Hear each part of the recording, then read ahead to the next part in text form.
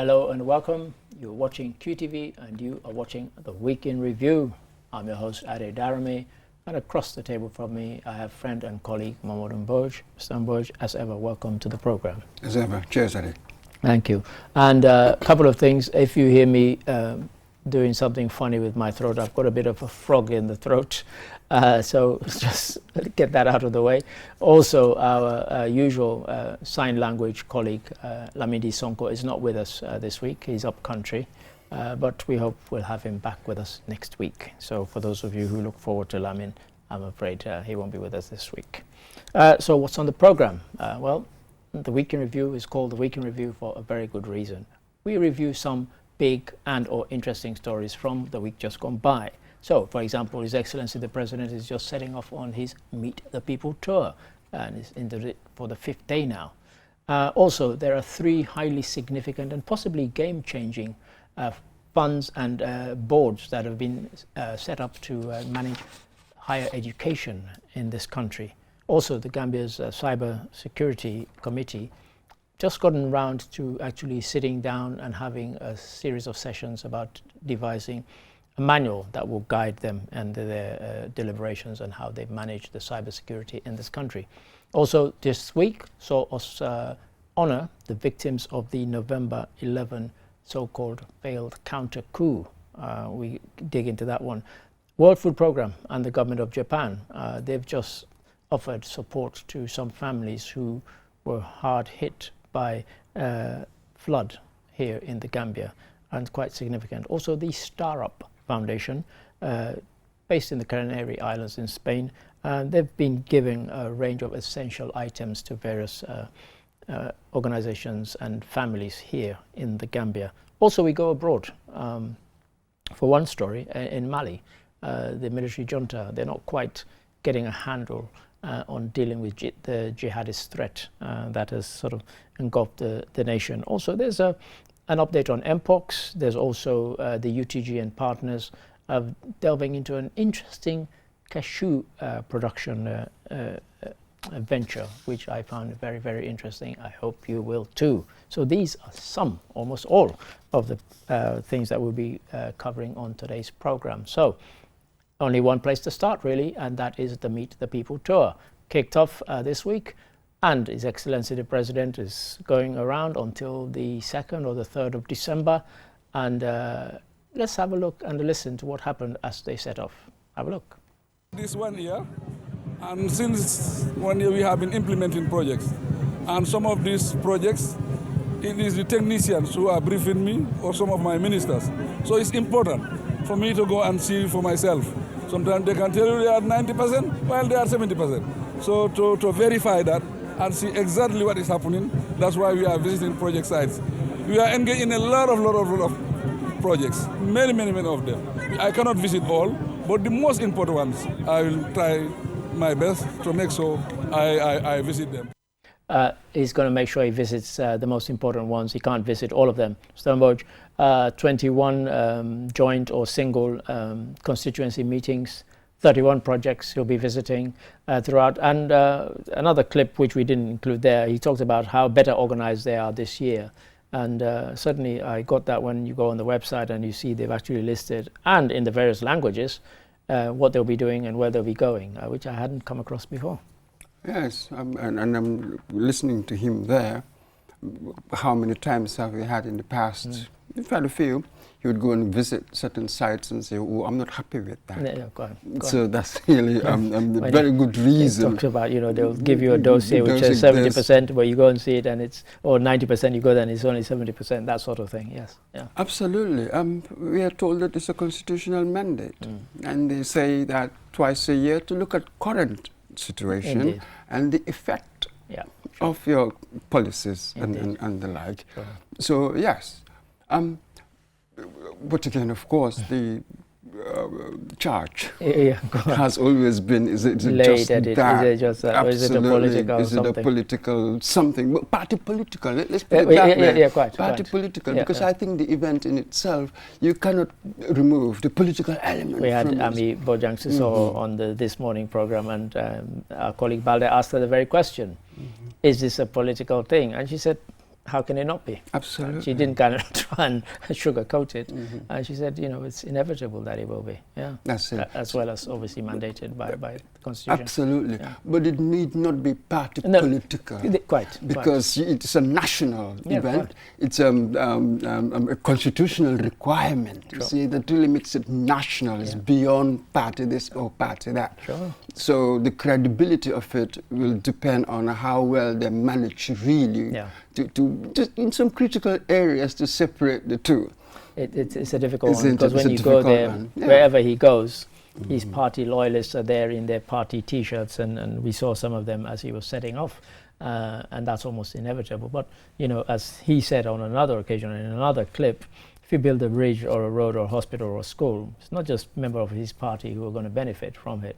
The whole community, and by extension the whole country, benefits from that development project. And so that was kind of the message he said he will be selling on this tour, as it were. Absolutely. And the projects and all the rest of it and the like. And then now that's it. Now once we've got all these projects in education, health, in all these other areas, and then whatever one promises, when you return, what then happens? You see, over the years, I've been looking at over the years, the promises and what's been implemented, and how do we monitor? With us, we really hardly follow how transparent, some of these dealings.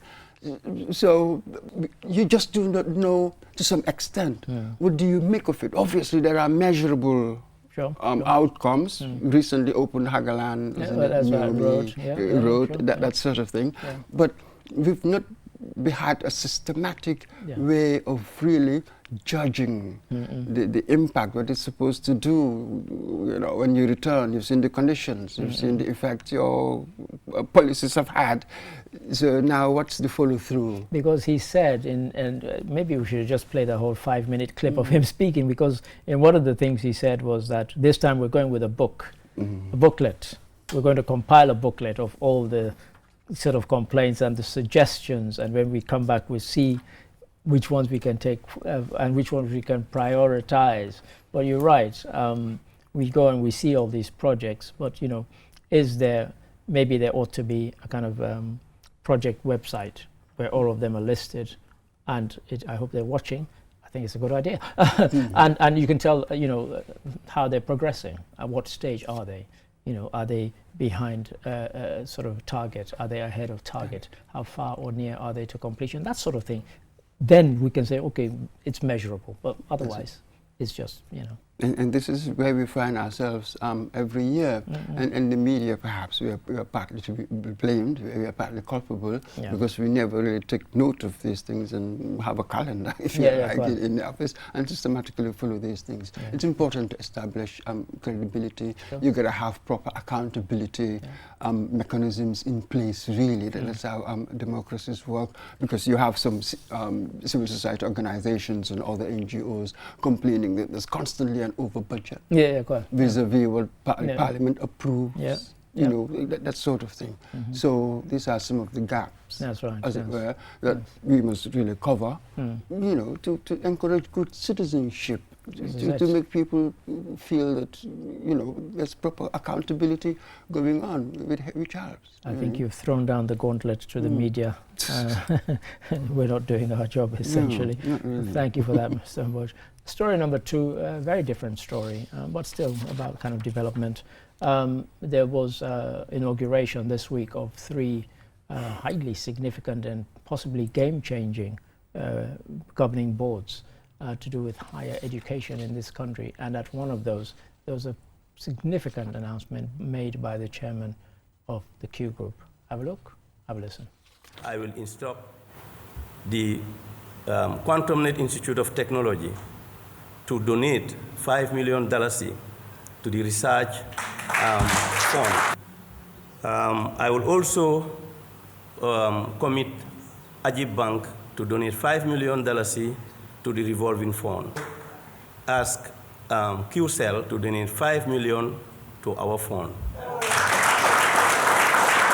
The $15 million donation, contributed by Q Group companies QCell, Ajib Bank, and Quest Institute of Technology will support the Student Revolving Loan Scheme, Tertiary and Higher Education Trust Fund, and National Research and Innovation Fund, aiming to strengthen the Gambia's tertiary education sector. This is a token to demonstrate that we will not rely solely on the government. I encourage everyone who can to contribute to any of the funds, whether it is $10 or $1 million. It is time to prioritize local investment rather than depending on external donors.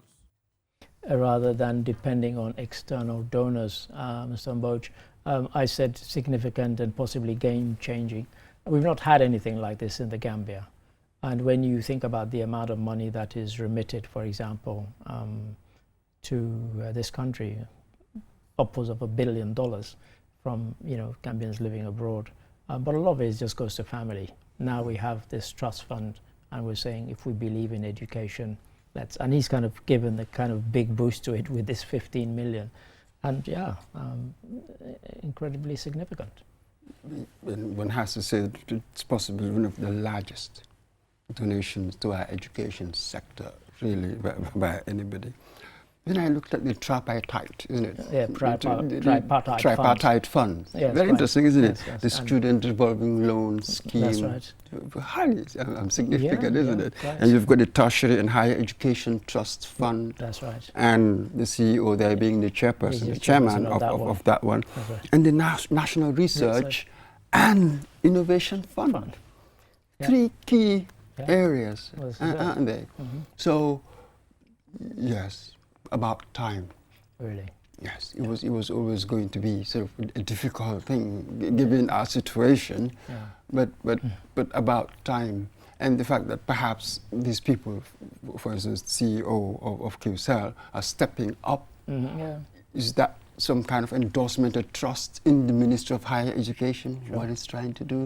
This is stuff like that. We've interviewed Professor Gomez a few times. One sees his passion and he's got a vision. There are things that he wants to do. So this is a wonderful start. That's where it all begins. It's a wonderful start, but the potential is enormous. It really is, because in the last couple of years or so, 2 or 3 years, we've seen buildings being put up, but then it comes to a stage of, well, who's going to occupy these buildings? Students, who's going to sponsor them in terms of scholarships, in terms of loans and so on? And then this board, and I recall at the event, they were paying tribute to the outgoing PermSec of the Higher Education Ministry, saying that he had been very, very much instrumental in kind of the ideas behind setting up funds, and he's actually on one of the boards. And as you rightly say, it's about time. And we just hope that, as the chairman, again, talking about throwing down the gauntlet, actually said to private sector, and he said even to individuals, contribute to this thing. And it's something that people have tried in other countries. Sometimes it's worked, sometimes it hasn't worked. Certainly in Rwanda it's worked, where you've encouraged the diaspora to actually contribute to a kind of education fund. And we now have that here in the Gambia. That's it. Professor Gomez calling it a kind of a model. He hopes to be public-private partnerships in education. So it just depends on the government, how the government handles these things, how the government can inspire confidence in what it does. Right. So maybe that is the reason why it has worked in some countries, but not in others. So there has to be that buy-in, that trust, which will depend on what we do. That trust, and that will depend on sort of what we do. So this is the key now. Would this be sort of like the model that others would follow in the private sector? I think that's very important. And perhaps what the CEO has done as well, not simply contributed money, but also taking on responsibility. Because it's easy to just give the money and kind of thing. But if you're there and you can also monitor how it's spent, and also be a galvanizing force in terms of trying to convince others to come on board, then I think that's highly significant. Yes, and we need a certain caliber of people to be running public institutions. We've been saying this for a very, very long time. So, but again, you have a certain class that should be very much hands-on, but they really rarely are. So who do you leave the field to? Really second-rate, third-rate people who will go and fill it. So we must be making these things. Yeah. We are not of equal weight. Yeah, no, You know. and we have to realize It's that. a bit like Animal Farm, isn't it? Quite. Yes, Some animals are more equal. Some animals are more equal than Yeah, others. Yeah, but I wish them luck, and I really hope it succeeds, and I think it will. But thank you for that, Mr. Mboj. Story number 3. Again, you know, people say, "Oh no, another one of his obsessions: cybersecurity." Well, we have a National Cybersecurity Committee, and they're going through the I was going to say going through the motions. That sounds slightly pejorative. They just set up a 5-day event consultative forum to devise a development and operational manual, and we were there. Here's some of what was said. Highly significant, I think you'll find out. Have a look, have a listen. The consultation will incorporate international best practice, thereby aligning the manual with national, regional, and global cybersecurity strategies. It will establish a structured operational framework outlining the National Cybersecurity Committee's procedures, structure, and communication protocols. So over the past few decades, cybersecurity has shifted big time. As I said, quantum innovation and AI are making encryption easy to break. There is no such thing that is ever secure. In September, there was a conference in London, International Cybersecurity Conference, and I was honored to deliver the keynote address on national security. How has AI changed that dynamic space, and how do we protect our critical infrastructure? If we in the UK have our airports hacked, Gambia is easy. Gambia is easy. That was Professor Salma Abbasi. She's quite an international authority on the matter, and we hope to have her on this morning program in the coming week. And I deliberately put that in there because I smiled when it came up in the story, because on this morning, a few days before that conference, I had said exactly that. If the likes of the airports in the UK can be hacked and put planes out of service for 2 or 3 days, think what they could do to a country like the Gambia, which is highly unprepared. This is part of the preparation. As you said, if they can do that to us in the UK, Gambia is easy. But Mr. Mboj, it is one baby step towards actually addressing and realizing the problem, particularly bringing in experts like the professor there. Absolutely, and without the manual, really, you cannot have a coordinated response to digital threats. And as she said there, yes, this threat is so clear and present. They've experienced it, you know. Right. So exactly. Because it was just a few days before I flew to the UK that it came up again. You know, I was about to fly out, and then the whole thing kind of reared its head, and they were like, oh. Couldn't fly. In fact, on the day I was meant to fly out was on the first day, and then I ended up flying out 3 days later, and because airports, Heathrow particularly, had been hacked, one of the busiest and most secure, you would have thought, had been hacked. So we really have to up our game. That's it. And when we look at our sub-region as well, you know, we've had a few stories on the African News Roundup about these things that people do with data, the threats now we face. So reports sort of rising, reports of cyber criminality. Particularly to critical infrastructure, that's it. which is what we really need to address. That's it. From what data breaches, ransomware, quite. and that sort of thing. So this is the key. It seems that we are laying the ground, wasn't it? Recently as well, we covered the validation well, that's right. workshop, where they're setting the legal frameworks and all the outlines, and even this the committee. The committee. Quite. I think that was also really was constituted. It was constituted as well. So now we've got the manual. So this is laying the groundwork. Just as you said, the issue will be with implementation that will come. But first, you need to lay the groundwork. I was pleased to see that they're bringing in kind of globally renowned experts to actually help in the consultation. It shows a certain element of seriousness in addressing the matter. But exactly it. I think since we've had this new Minister of Digital Economy, that's right. So there's been some lots of movement, Yeah, as sure. it were, and it appears to be leading Well, that's right. somewhere. Yes, to me, indeed. To be quite honest. Sure, So this is let us put ourselves in the best stead, Yeah. and then with the implementation, then we'll deal with that. We know our shortcomings. Yeah, quite. Then perhaps we'll know how to fill in Yeah, these sure. gaps as well. Indeed. Thank you for that, Mr. Amborch. Number 4 story on tonight's program is very, very different.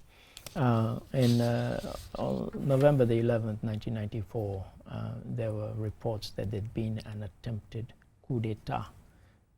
The junta had been in power since July of that year, and as ever with military juntas, they see plots and counter plots everywhere, every day. But this one wasn't just another. A number of people were arrested. It is said that they were rounded up, tortured, and then killed. And until the TRRC, we didn't know exactly their fate, other than the fact that they had died, but we did not know how. And this week, this month, there was a commemoration to honor the memory of those victims. Have a look and have a listen. Which took place at the NHRC office in Kotu, brought together survivors, family members of the victims, human rights advocates and organizations to reflect on the past and advocate for justice. The November 11 victims were a group of at least 11 Gambian soldiers who were captured, tortured, and extrajudicially executed by the Armed Forces Provisional Ruling Council junta on November 11, 1994, after allegations of their participation in a failed counter-coup attempt against the military junta led by then Lieutenant Yahya Jammeh. Remembrance is important, but that in itself is not just enough. The best way to honor the victims is also through action, and speedy action, by ensuring that the rights they were denied become the rights we protect for all. The accountability mechanisms are in place. Yes, there are challenges globally, but what can we do locally as well? And I think it is also time for all of us, not just the government, to come together and look for practical solutions that we can do in the here and the now. And so it's not just about commemoration, it's about remembrance, but it's also about accountability. As time is dragging on, we remember the exhumation of the bones at various military barracks relating to this. But still, you have families saying, we know who the perpetrators were, why have they not been brought to justice? And so, as I said, it goes beyond just a mere commemoration every November the 11th. Yes, the chairman of the National Human Rights Commission, they're talking about remembrance as a way of sort of fueling civic engagement, isn't it? Moving to action, because Sira now as well, they have advocates saying, what can we do locally? Absolutely. God, we can still remember on the 11th of November 1994 as if it happened yesterday. Remember the discussions and the fear in everybody, because the coup had just happened in July. But then fast forward the TRRC testimonies that brought to light, actually, whilst we were discussing what was going on, those who were taken to the Brikama range, we had from Sana Sabali and others, and just executed them. Quite fascinating. By soldiers, people who didn't think that the Geneva Convention and all of things, they don't matter. We heard during the testimonies how Sana Sabali just dismissed them. Then now you begin to see really, these people were in deep trouble because these people had no value, as it were, for these civilizing documents. Quite extraordinary. So now with the TRRC work, we've got the documentation. We've got a framework for justice and the acknowledgements and the like.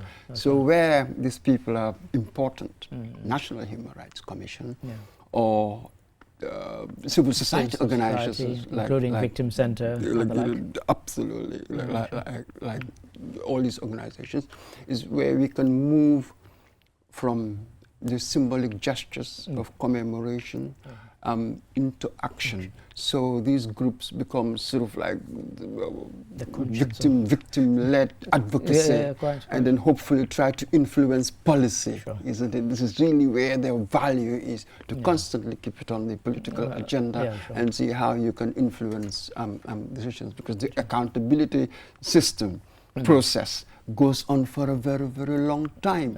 This is where they become important. Extremely important. Thank you for that, Mr. Mboj. And so it's beyond mere remembrance. Thank you for that.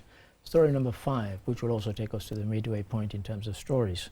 World Food Programme and the government of Japan recently supported 1,100 victims of the Upper River region floods. How did they support them? I won't spoil it for you. Have a look, have a listen. The donation, that includes rice, oil, beans and salt, is part of WFP's mission to provide food assistance during emergencies and to use food aid as a pathway to peace, stability and prosperity for vulnerable communities. These are people that you know that they are within the poverty line. They are highly affected as far as disasters are concerned and other issues are concerned. The items that are being shared today, distributed today, they are very vital as far as our daily consumption is concerned. Vital for daily consumption, Mr. Mboj. These things happen, and then down the line we forget about the victims, because, you know, for us as the news media, we cover the events, and dramatic sometimes they are. And of course we'll say, you know, so many people were displaced, their house was flooded and they couldn't go back and so on. But then almost we kind of walk away. And thankfully, not everybody walks away from them. There are people who actually have them still in their sight and are able to step in and help, as has happened in this occasion. Absolutely. It's just that unfortunately for us, we are not a humanitarian sort of entity, as it were. We report the news. Exactly. Then hopefully then you will have the immediate response. For others to respond. Yeah, and this is it. Quite. 1,100 individuals, as it were. That's it. An immediate problem. They've responded, and responders will to cater to the most vulnerable. Isn't it? That's important. Do it immediately and go and help the most vulnerable, so that things wouldn't deteriorate even further. As it were, retain some kind of dignity to the person. That, yes, you provide relief and also some kind of stability. Can you imagine sort of beleaguered people, hungry and that sort of thing? You're not going to have community harmony. So you're doing a good number of things at the same time, really, if you come in at the right time. And one of the things I particularly like, and it's in relation to what you've just said, coming in at the right time, one of the people from World Food Programme actually said that, you know, if we don't step in now, what you tend to find is that a family that has possibly escaped with their lives and with a couple of their animals that they probably need, they'll sell those animals because they need to buy rice, they need to buy oil and things. So we have recognized that, and we've gone through and we have identified the most vulnerable, and we've said, look, you don't need to sell your animal. And we had that clip later on in the story, but essentially, it's exactly what you just said. At the right time, they've stepped in at exactly the time when they are needed. Absolutely. And then once you've got that, I understand now the sort of global approach to disasters is also to help them recover. Yes. So built into this package, so beyond relief, which you need immediately, then how do you recover? How do you build in resilience? That sort of packaged response, which is very important. We know that we are vulnerable given the climate change. So we are going to have a few of those in the future. Let us not kid ourselves, you know, whilst we are trying to really sort our problems out. As it were, what are our vulnerabilities? What can we do to assuage the worst effects of it? We know that we'll be having episodes like this, instances like this in the near future. So we might as well sort of sharpen our responses to these things. And this is one such. Thank you for that, Mr. Mboj. That takes us to the halfway point in terms of stories, and we will now go for a commercial break. After the break, guess what? We'll have 5 more stories, equally important, equally impressive. Join us after this break. Browse with us. QCell brings you a promo like never before. Get unlimited internet for just $25. Yes! Recharge $25 and enjoy the convenience of free internet from 1 a.m. to 6 a.m. every day with our Browse with Us promo. With this amazing offer, you can browse, stream, and download all your favorite movies for free.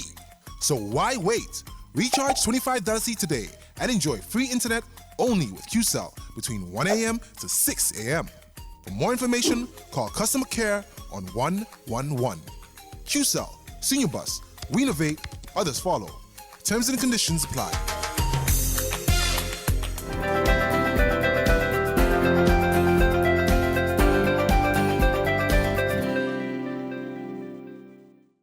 Hello and welcome. You are watching QTV and you are watching the Week in Review still, and this is part 2. So if you missed part 1, you missed 5 really, really good stories. But you don't need to switch off because we've got 5 really good stories still to go. I'm Ari Darami. Across the room, I have Mohamed Mboj. Mr. Mboj, thank you for your interjection so far.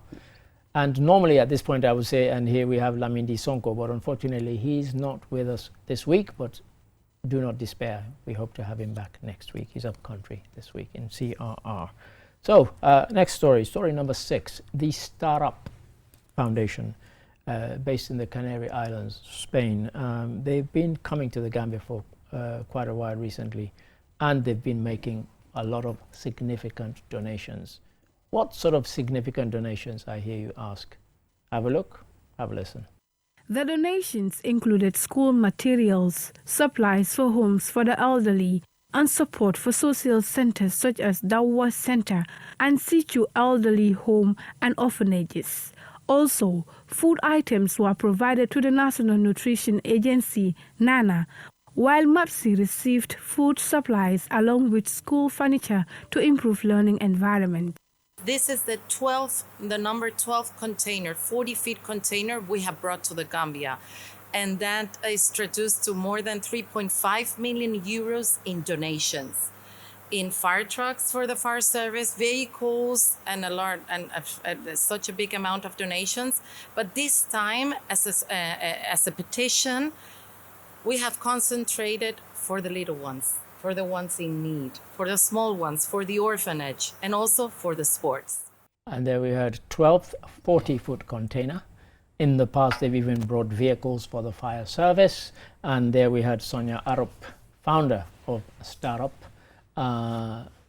explaining to us that this time they've been a kind of more targeted at a specific group rather than a kind of general thing, but still quite impressive that this is the 12th 40-foot container that they brought, Mr. Mboj. Absolutely. I read what school materials we just saw there, with toys, with teddies and stuff like that. I even saw a Man United shirt there. I don't know what that was doing and there. sportswear as well, like right, and furniture. That's right. Yeah. Yes, we've got this international partnerships, relationships, isn't it, with other organizations outside, in Europe, America, wherever. It's a good thing. I mean, on the face of it, how can you say that it's a bad thing? And then the predictability, as it were. We've had a long relationship and we've been able to rely on you to provide things. This time, she said, they've sort of decided to change. I would like to think that they had a chat with the recipients, the potential, and then they realized that it's a priority. So you just don't decide what we should have. You talk to the When I heard it, that's what I thought, because I've been involved in similar situations where, as you rightly say, famously or infamously, a British MP went to a place called Waterloo in Sierra Leone and wanted to build all sorts of things because she was an engineer. And they said, the husband who was with her said, well, have you asked them what they want? And she was telling me the story, and she said it really was a kind of wake-up call for her, because the next morning when she met them at the town hall with the mayor, she then asked them, what do you want? And she said it was not like nothing she had wanted to do for them, as it were. And so that's a very valid question that you've asked there. You hope that any sort of donations that we get are done in consultation, because this is what is the most needed, or this is our priority area where we'd like an intervention. That's it. The people for whom the donation is intended, ask them what they What they really want, want. yeah. I understand that here Nana will benefit, Yeah. or they've benefited, Mopsy, Yeah. Sinchu Alaji, elderly home, whatever, Sinchu elderly home, and stuff like that. How much in input was it that these people brought in whatever they did, then afterwards decided, oh, this Well, can let's- go here, yeah, this can go there, Sure. this can go the other way. So maybe that's the issue there. There's no need really to press this point. Yeah. That the reason why we'll need this help, these partnerships, as it were. We've spoken about a few in the stories that we've covered. They still expose sort of the systemic gaps, the deficits in here. And it's So kind of one reason why I wanted us to bring the That's story. it. That the reason that why there need to be these sorts of interventions, is because there are these gaps. And my second ulterior motive, and I'll confess now before anybody accuses me, was that I wanted anybody watching, whether you're Gambian or non-Gambian, and if you want to do an intervention, you do exactly the point that you said, Mr. Mboj. Ask us what we want. What is our priority? Don't bring stuff. Because we're not good at turning people away and saying, no, I don't want it. We'll smile and say, oh, thank you. And then when you go, think, why did you give us this? So please, if anybody's thinking of making these sorts of interventions, do the consultation with the people that you think are the most in need of it, and they will tell you what they want and what they need. Absolutely. It's just simple courtesy. Yeah. See, because let's be honest, you know, we are in a precarious situation, no doubt. But anybody who wants to come and say, I'm going to give you this gift, ask, why? Where are you from? What's your purpose? You know, stuff like that. Yeah, sure. That's all part of common sense. The other bit is just courtesy. If you're going to give me something, I don't know, ask me. You see, it's easy. It's easy with money, because with money I can convert it to anything. Yeah, it's quite. Isn't it? And that's different from when you just come and give me whatever, in materials, items, as it were. I'll give you the best example that I know from a personal experience of that. When my father went to Guinea-Conakry to visit, he was a government minister at the time, and he wanted to go and visit family, but he was invited by Sekou Touré to stay at the presidential palace. And as they were going, he saw a field full of what looked like tractors, and they were rusty and gathering dust. And he said, why aren't these on the farms? And they said, the donation from the Soviet Union. They are snow plows. There's nothing we can do with them. And he said over 50 of them had been sent to Guinea-Conakry. That is the classic example of not asking people what you need. Even if you'd converted it to something that could be useful in tropical Africa, it would have made sense. But to donate snow plows to Guinea-Conakry was just simply insane. And that's the classic example of not asking people. You go and essentially dump something, thinking you're being useful, and you're not. That's it, the dumping ground aspect, because we once interviewed members of the Red Cross on This Morning. And one of them was making this complaint that people who donate ambulances, a good number of them are really no good. You know what I mean? Well, but they're supposed to provide the services, they can't. So it's like they've just used it to dump it here, but again get some kind of credit. Quite. And, saying, you know, superficially seeming so Gambia. philanthropic, so kind. So we're just avoiding some of these things. We're not really tainting anybody, tarnishing anybody with this, but simply the dangers, the risks that involve in this sort of thing. Just be aware. Be aware. I think that's the word. Isn't it? Buyer beware, so the receiver beware. That's right. Caveat emptor. Caveat emptor, exactly. Thank you for that, Mr. Mboj. Story number 7. University of the Gambia and partners have launched a €200,000 cashew development project. Why is that important? Well, this snippet will tell you. Have a look and have a listen. Beyond product development, the initiative seeks to empower youth and women by building their capacity in the cashew fruit value chain and equipping them with essential skills in sustainable agricultural practices, processing techniques, and entrepreneurship.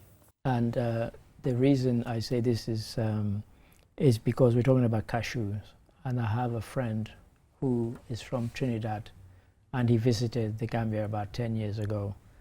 And when he went back to the UK, and he's still intending to do it, he intends to come and open a factory that processes cashews in their entirety, from the juice to the roasting the kernel to all sorts of things, because he was horrified at the waste he saw of cashews, and he said, not even a simple plant to, you know, crush the juice and can it and so on and bottle it.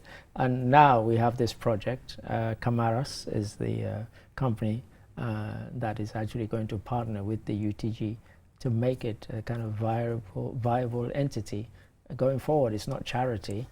It's something that can actually provide skills and also jobs and of course we hope make money. The consumer products you can make from that, I've heard germ, flour, disinfectant, vinegar. Extraordinary. Yeah. And because for a very long time I've known people involved in it. So once you've cultivated, you go and sell. Who would take it outside? Right. A Exactly. good number of it, sort of a good chunk of it, I think went to Guinea-Bissau, and that sort of thing. So this is it. Value addition. This is what we've been talking about. So we have to start doing that. And here involving UTG. That's a very interesting one. That's what I found interesting about the project, probably most of all, was the fact that they're involving UTG and UTG rather are, you know, partners in it with a commercial entity that's going to teach, you know, young people skills and so on. And some of them, of course, might be inspired to go up and set up their own businesses. That's it. Aligning production with academic expertise. Nothing can beat that kind of practicality of that. Yeah. That's it. Nothing can beat that. And the youth and women's empowerment as well, building capacity, how to do it. So, absolutely. Yes, we've been talking about the agro-processing. Isn't it? So you need to have practical steps. You got to move. You know what I mean? We need to see action, tangible stuff. So this is a good start. Let's make it work. Let's make it work, and we look forward to seeing their products and who knows, buying them. Absolutely, there'll be long-term challenges. Obviously, people will tell you, you know, if you analyze like markets, you need to scale up the money, given the size. That's you need to scale up. Will you get markets and that sort of thing? Sustainability aspects that we always talk about, but that's different, slightly different fight. Obviously linked, but slightly different fight. Absolutely, a good start. A good start. Thank you for that. Story number 8, Germany has pledged 49 million euros to support ECOWAS. Support them doing what? Have a look at this clip, and then when we come back, I'll tell you the kind of cynical question I was asked when this story came up. Have a look and have a listen. The 49 million euros pledge follows the successful outcome of bilateral negotiations on development cooperation held at the ECOWAS Commission headquarters in Abuja, Nigeria on November 4th and 5th, 2025. Our actions, as you know, are aligned with the Global Sustainable Development Goals and are guided by the African Union Agenda 2063 and our ECOWAS Vision 2050. ECOWAS has shown that regional integration and collective action can make a real difference in preventing conflict, strengthening governance, promoting dialogue, and improving the lives of the people.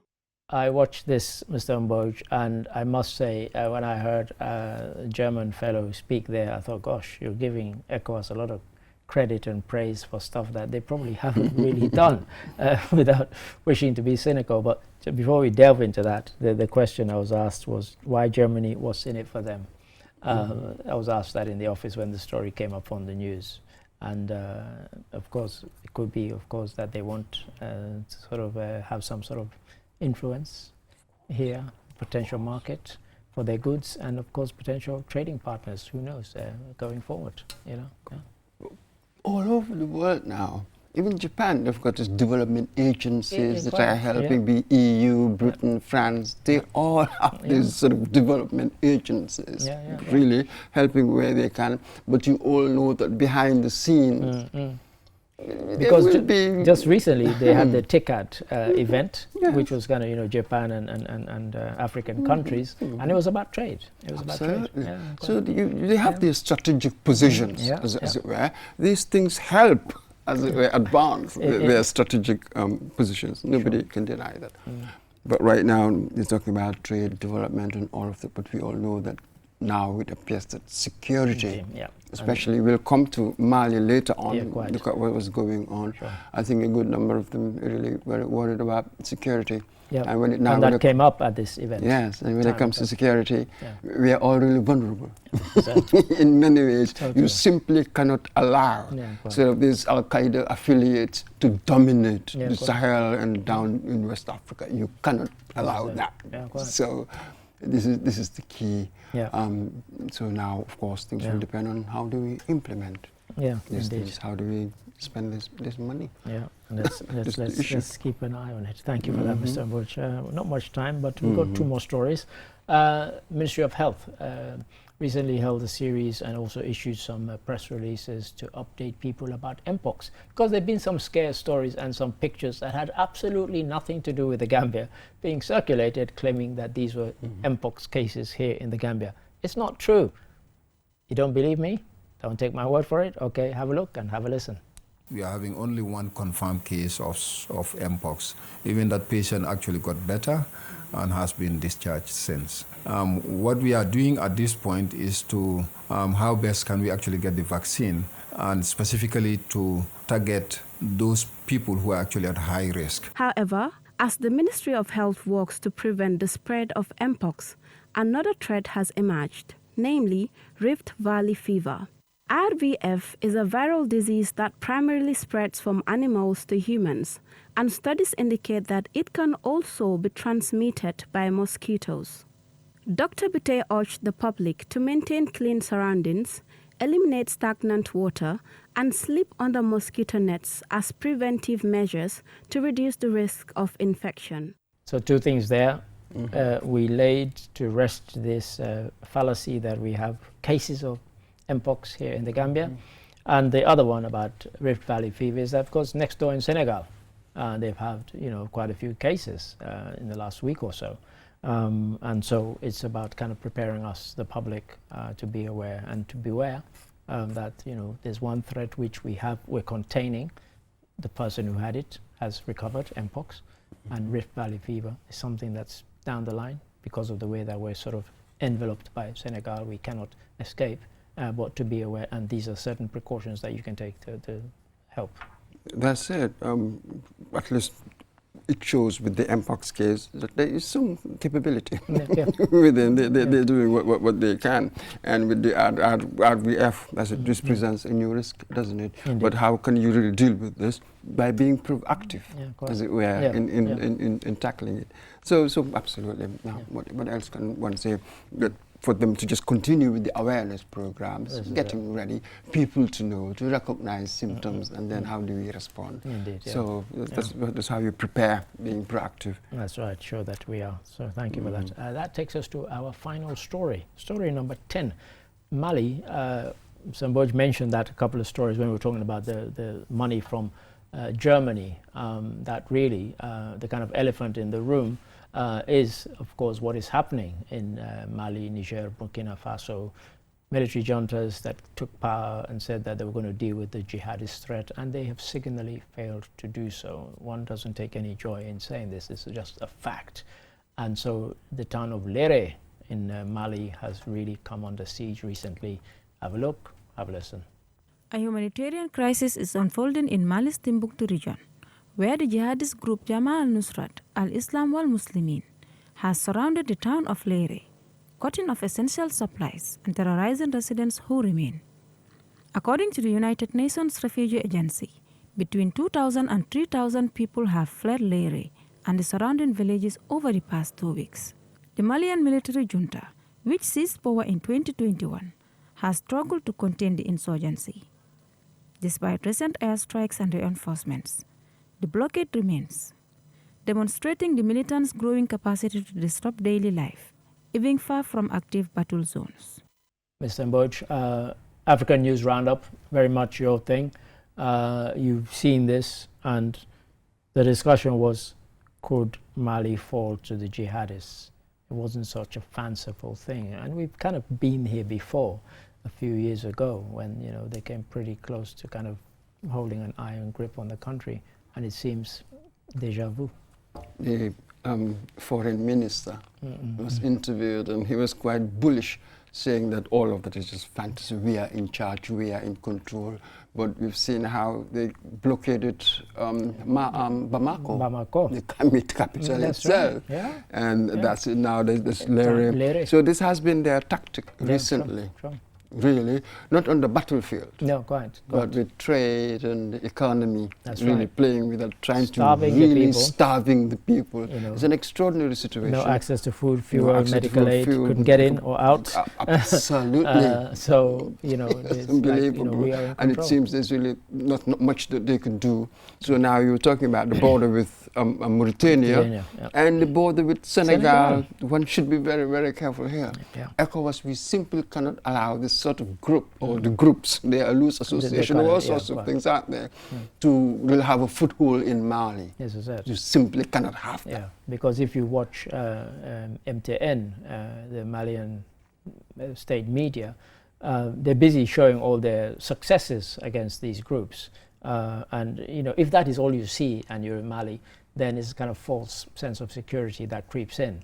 But when others are reporting, including if you might have relatives in Bamako, you might have relatives in Lere, and they're telling you, I can't get out, then you know that what you're seeing on TV is nonsense and it's propaganda.